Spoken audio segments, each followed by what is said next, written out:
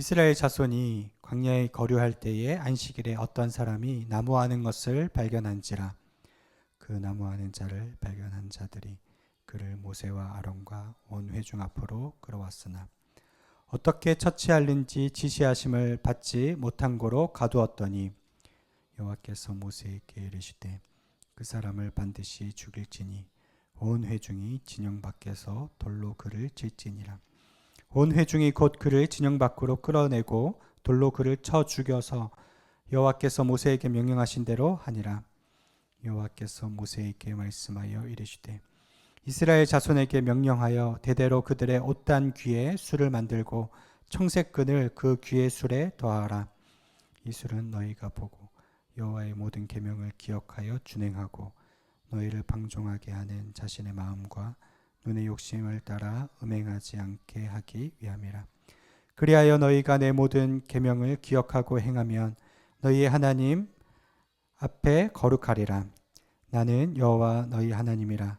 나는 너희 하나님이 되려고 너희를 애굽 땅에서 인도해 내었느니라. 나는 여호와 너희의 하나님이니라. 아멘. 위기의 때 기본을 점검하기라는 제목입니다. 지난주 말씀, 여러분 가데스 바네아에서 10명의 정탐꾼이 악평을 쏟아냈죠. 원망하고 불평하는 그 말을 듣고 온 이스라엘 백성이 낙담했습니다. 새로운 지도자를 뽑아서 애굽으로 돌아가자, 거기까지 갔죠. 그때 하나님께서 엄중한 심판의 메시지를 말씀하십니다. 그 진노의 메시지를 듣고 이 사람들이 순간적으로 회개를 했어요. 그렇지만 그것은 악어의 눈물이었고 가짜 회개였습니다. 그들이 어떻게 객기를 부리냐면 우리가 지금 군대를 모아서 가나안 땅에 올라가겠습니다 하고 칼을 들고 올라갔다가 크게 패하여 완전 낙담한 상황이 바로 민수기 14장의 내용입니다. 그리고 오늘 15장의 내용은 앞부분에 보면 5대 제사가 나오고요. 또 어떻게 사람이 속죄할 수 있느냐, 속죄에 대한 내용이 나오고 예물 드리는 부분이 나오고 또 안식일을 어떻게 지켜야 되느냐가 나옵니다. 스토리가 쭉 진행되어 오다가 하나님께서 갑자기 레위기에 기록된 율법의 말씀을 하시는 거예요. 왜 그럴까요? 하나님의 의도가 있습니다. 너희들 신앙의 쓰디쓴 패배를 맛보았느냐? 이제 기본으로 돌아가라.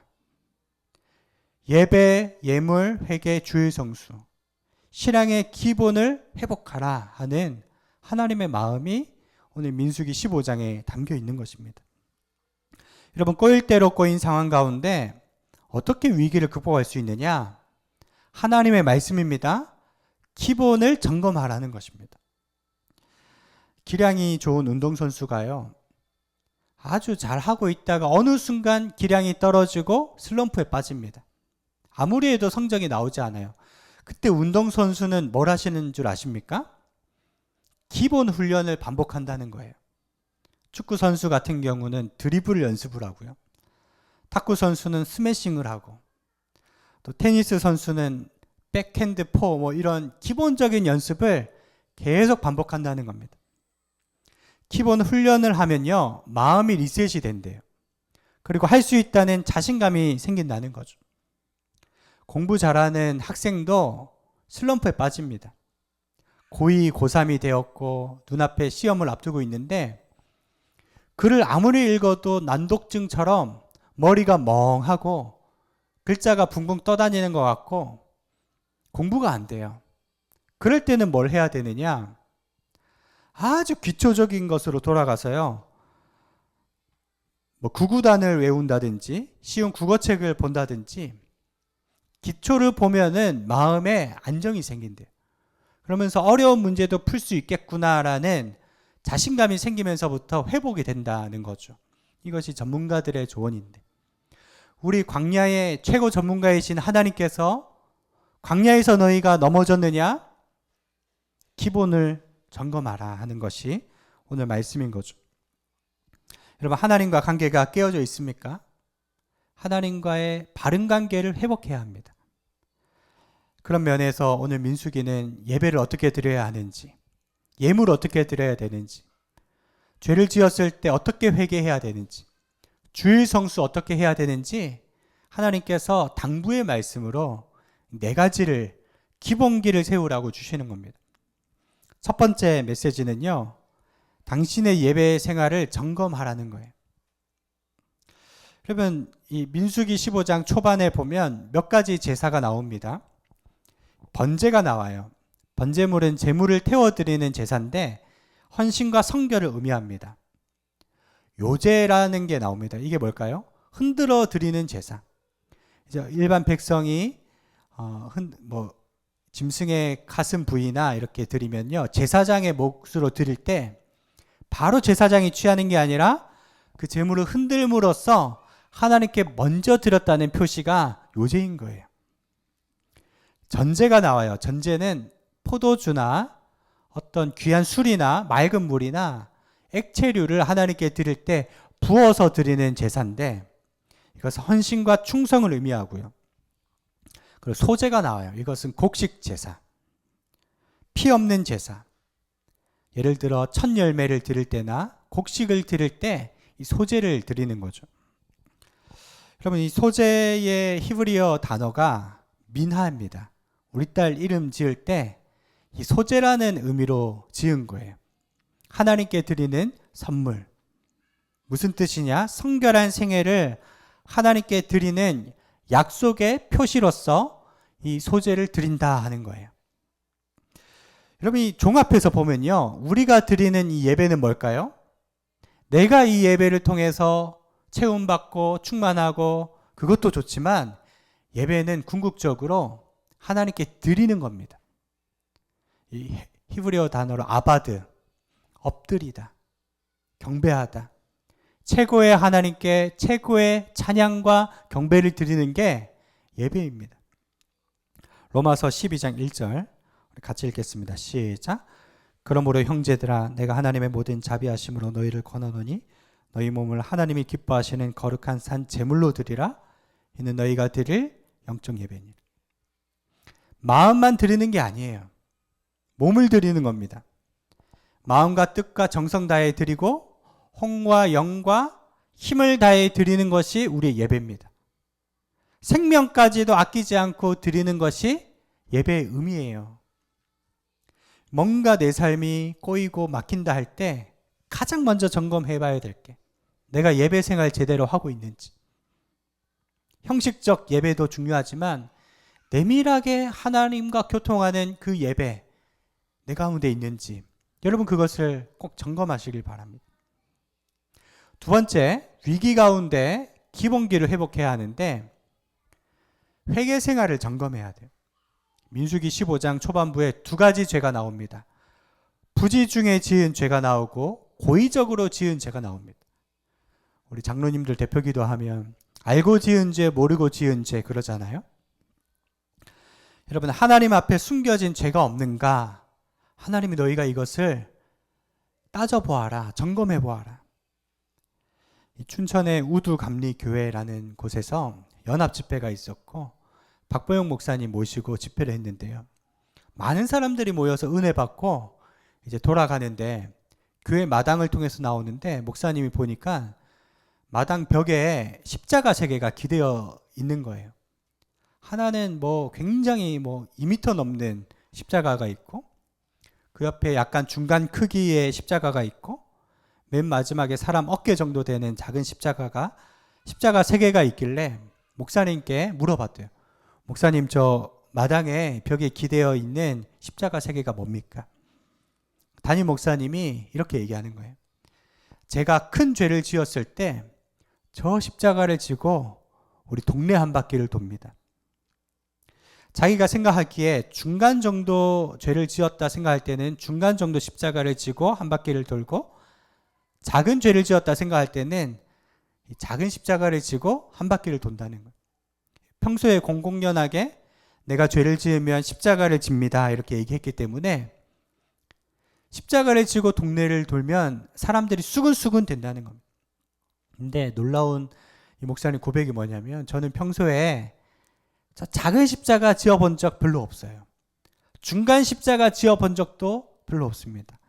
늘 항상 저 큰 십자가를 지고 동네 한 바퀴를 도는데, 이 동네를 돌 때면 등이 다 까지고 또 그렇게 힘이 들다는 겁니다.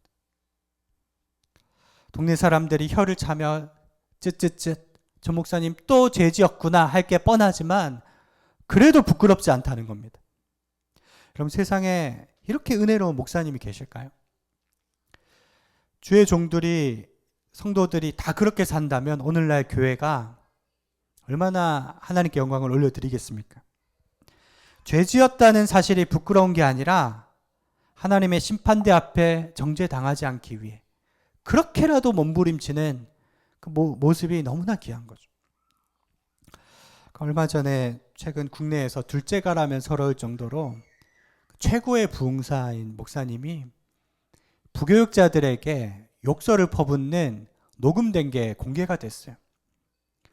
근데 그 내용을 보면요, 조폭도 하지 못할 그런 표현들, 구두를 집어 던지고 인신 모욕을 하고 얼마나 민망한지.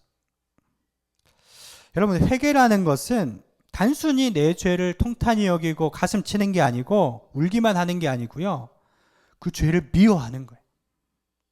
다시 그 죄를 붙들지 않는 것입니다. 진짜 회개의 삶이 이루어지지 않으면 우리는 가짜라는 거예요.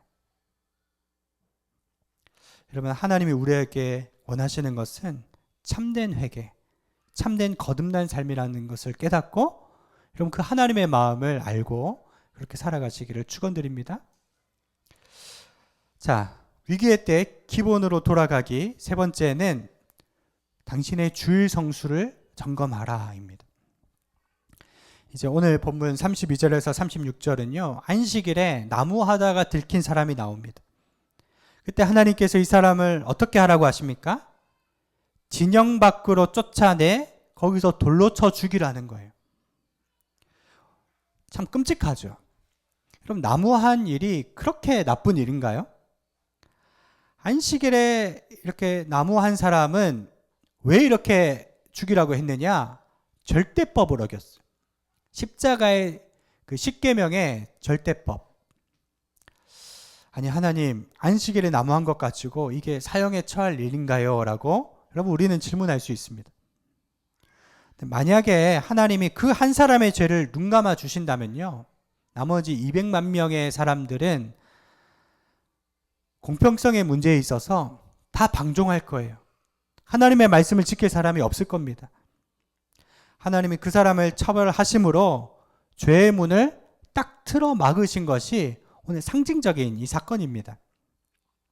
안식일에 한 사람이 나무한 일이 사소한 일이 아니라 굉장히 중대한 일이에요. 왜냐하면 적은 누룩이 온 덩어리에 퍼지기 때문에. 여러분, 안식일이 하나님 보시기에 이만큼 중요합니다. 물론 우리는 신약 시대에 살아가기 때문에 여러분, 예전에 구약의 율법처럼 안식일을 지킬 필요는 없습니다. 윌터 브루그만이라는 신학자가 이런 얘기를 했어요. 안식일은 저항이다. 안식일은 시류에 편승하지 않고 하루를 쉬어가겠다는 것인데, 그것은 이 시대를 향한 저항이다. 세상 원리를 따르지 않겠다는 단호한 결단이다라는 거예요. 예전에는 이제 주 7일 중에서 6일을 일했죠. 근데 세상 사람들은요, 더 일해야 살아남을 세상이라고 여기며 더 과로한다는 것입니다. 요즘에는 주 5일 근무제인데, 그럼 사람들이 이틀을 실제로 안식을 하고 쉴까요? 투잡, 쓰리잡을 만들어서 업무 이외에도 과도하게 일하고요. 휴일에는 1박, 2박 해도 얼마나 더 피곤하게 다니는지 몰라요. 그래서 탈진, 우울증, 공황, 정서적 고갈의 문제들이 생기는 거죠. 여러분, 크리스천이라면 이 말씀 원리 그대로 일주일 중 하루는 영적 안식을 취하는 날로 여러분 살아야 된다는 것입니다. 위튼 대학의 라이켄 교수가 안식일을 강조하면서 이런 얘기를 했어요. 과거에 성경의 영향을 받았던 이제 영미권 사람들, 서구의 사람들은 그 휴가를 돌아다니는 게 아니라 어느 한 곳 지점을 정해서 거기서 푹 쉬는 것이었다고 합니다. 그래서 진정한 안식일의 정신은 3R이라고 얘기를 해요. 리플렉션, 리플래시, 리크리에이션. 첫 번째 리플렉션. 안식일에는 자기를 돌아보고 자신의 삶을 좀 점검해 보는 날이라는 겁니다. 그래서 초대교회부터 우리 신앙인들은요, 주일이 되면 아무것도 하지 않고 자신의 삶을 되돌아보는 것이죠. 여러분, 이 주일에 말씀을 통해 나 자신을 되돌아보고 회개하고 하나님께 더 가까이 나아가시길 바랍니다. 이율구라는 분이 작곡한 곡이 있는데 세상을 사는 지혜란 찬양입니다. 그 가사가 너무 은혜가 돼요. 하늘을 볼 겨를도 없이 정신없이 세상을 살다가 마음의 먹먹함이 내 삶을 짓누를 때 그제서야 주님을 찾습니다. 행복을 느낄 겨를도 없이 분주하게 세상을 살다가 인생의 허무함이 내 삶을 짓누를 때 그제서야 주님을 찾습니다. 사랑하는 여러분, 일주일 중에 이 주일만큼은 정말 하나님 생각하시고 하나님을 갈망하시고 찾으시면요, 하나님이 우리에게 안식을 주시고 새 힘을 주시는 거예요. 하나님이 왜 우리에게 안식을 주시느냐? 이제 리플렉션, 돌아보라고 했고, 두 번째는 리플래시, 새로워지게 하기 위해서 안식을 주신다는 거예요. 사도행전 3장 19절 같이 읽겠습니다. 시작. 그러므로 너희가 회개하고 돌이켜 너희 죄 없이 함을 받으라. 이같이 하면 새롭게 되는 날이 주 앞으로부터 이를 것이요. 우리는 주일마다 새로워지는 거예요. 예전에 제 어릴 때는 목욕을 일주일에 한 번씩 했거든요. 그럼 일주일에 한 번씩 토요일에 목욕 가서 때 빼고 광 내듯이, 여러분, 주일에 영적으로 우리 안에 있는 죄의 찌꺼기가 다 제거되는 거죠. 어디 세미나에 가면요, 1시간 정도 강의를 듣고 한 10분 정도 쉬는 시간을 주죠. 그럼 테이블에 물도 갖다 놓고 다가도 갖다 놔서 여기서 수분 섭취도 하고 또 스트레칭도 하는데요. 이제 영미권 서구에서는 그 테이블을 뭐라고 부르느냐? 리프레쉬 테이블이라고 부릅니다. 새 힘이 생기도록 하는 테이블이라는 거죠. 여러분, 우리가 안식일의 정신을 반드시 배워야 돼요. 새로워지기 위해서 안식일을 지켜야 되는 거예요. 유대인들에게도 안식일 정신만큼은 배울 게 참 많습니다. 그들은 안식일 전날에 먹을 음식을 다 준비해 놓고 회당 중심으로 살아가는데 안식일에 많이 걸으면 안 되기 때문에 집을 거의 1km 안에 두고 거주하면서 주일에는 가족들 손잡고 교회 가서 예배 드리고 말씀 듣고 진짜 영적인 안식을 취하고 오는데요. 여러분, 우리는 한국 교회에서 예배 드리고 어디 놀러 가고 이런 일이 너무 많잖아요. 좀 우리 자신을 되돌아보면서 영적인 리프레시를 취하시기를 축복합니다. 이제 안식일의 세 번째 의미는 리크리에이션이다. 영적 재창조의 날이다라고 얘기합니다. 우리는 일주일의 개념을 월, 화, 수, 목, 금, 토, 주일 이렇게 보는데 진짜 성경의 개념은 다르다는 겁니다. 주일부터 월, 화, 수, 목, 금, 토로 보는 거죠. 왜 주일이 시작이냐? 여러분, 창세기를 보세요. 하나님이 사람을 만드실 때 6일째 창조하시고 아담이 눈을 떴을 때 그때가 안식일이었다는 거예요. 안식일의 힘으로써 힘을 재창조받고 그리고 6일의 삶을 살아가는 것입니다. 여러분, 예수님께서 우리에게 원하시는 것은요, 쉼이에요. 영적인 쉼을 누리라는 거예요. 마태복음 11장 28절 시작. 수고하고 무거운 짐진 자들아 다 내게로 오라. 내가 너희를 쉬게 하리라. 우리 인생은 원래부터 무거운 짐을 지는 것과 같습니다. 다 어깨에 짐을 지고 살아요. 숨 쉬면서 살아가는 것 자체가 엄청난 에너지를 소모하지 않습니까? 어떻게 힘을 얻느냐? 다 내게로 오라는 겁니다. 누구든지 목마르거든 내게로 오고 누구든지 배고프면 내게로 와라. 와서 쉬어라. 예수님이 그렇게 말씀하십니다. 근데 그 11장 후반절에 보면 내 멍에를 쥐라. 내 멍에는 쉽고 가볍다. 나는 마음이 온유하고 겸손하다. 말씀을 하시죠. 여러분, 예수님의 멍에를 지는 것이 왜 쉼이 될 수 있느냐? 여러분, 소가 멍에를 끌 때 혼자서 끌면 굉장히 힘듭니다. 소 2마리가 끌면 힘이 2배가 되는 게 아니라 6배, 7배 시너지 효과가 난다는 거예요. 여러분, 우리 옆에서 우리 멍에를 끌어주시는 분이 누구세요? 예수님이십니다. 나는 온유하고 겸손하니 내게 와서 배워라. 내가 말씀하는 대로만 가면 너희는 자유할 것이고 능력 있는 삶을 살 것이다. 이렇게 말씀하는 거예요. 여러분, 예수님 안에 새 힘을 얻으시길 주님의 이름으로 축원드립니다. 오늘 말씀을 마무리하면서요, 38절, 39절 말씀을 같이 읽겠습니다. 시작. 이스라엘 자손에게 명령하여 대대로 그들의 옷단 귀에 술을 만들고 청색끈을 그의 귀에 술에 더하라. 이 술은 너희가 보고 여호와의 모든 계명을 기억하여 준행하고 너희를 방종하게 하는 자신의 마음과 눈의 욕심을 따라 음행하지 않게 하기 위함이라. 아멘. 여러분, 늘 하나님을 기억하라는 겁니다. 옷단에 술을 달아라. 이게 뭐냐면, 가끔씩 우리 방석 끝에 보면 몇 가닥으로 되어 있는 실 모양이 있죠? 그게 술이에요. 왜 사람들 옷에 술을 다느냐? 그게 원어로는 찌쯧이라고 하는 건데, 실제로 유대인 옷에 달려 있습니다. 그 옷술이 움직이는 것을 보면서 하나님을 기억하라는 겁니다. 그 옷술이 나풀나풀 거릴 때 하나님을 떠올리라. 너희 생활 가운데 끊임없이 하나님을 생각하라 하는 것이 하나님 말씀입니다. 이 비슷한 게 유대인들은 키파라고 하는 빵모자를 쓰거든요. 이 통곡의 벽에 가보면요, 키파를 막 무료로 나눠주기도 하고 다 쓰고 있습니다. 그 뜻은 뭐냐? 내 위에 하나님이 계시다는 뜻입니다. 한순간도 하나님을 잊지 말라는 거죠. 여러분, 유대인들은 이렇게 상징적으로 하나님을 잊지 않기 위해서 집 문설주에 여러분 하나님의 말씀을 새겨놓는 통이 있고, 손목에 기호로 새기고, 이마에도 그 통이 있어서 말씀을 넣어놓고, 끊임없이 하나님을 기억하는 장치를 만들었어요.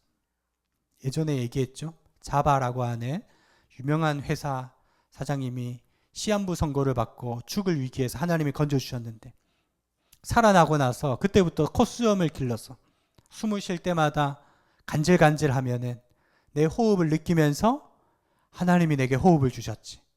어떻게 하면 내가 하나님의 은혜를 갚을까? 그 마음으로 지금도 살아계시는 분이 계시죠. 여러분, 우리는 하나님의 말씀을 마음의 신비에 새길 뿐 아니라 한 주 살면서 하나님의 불꽃 같은 눈동자 앞에서 살아가시고 하나님의 은택을 잊지 않고 살아가시는 여러분들 되시기를 축원드립니다. 오늘 말씀을 기억하십시오. 예배 생활을 점검하시고 회개 생활을 점검하시고 안식일의 정신, 주일 성수를 점검하심으로 말미암아 하나님 앞에 새 힘을 받으시는 성도님들 되시기를 축원드립니다.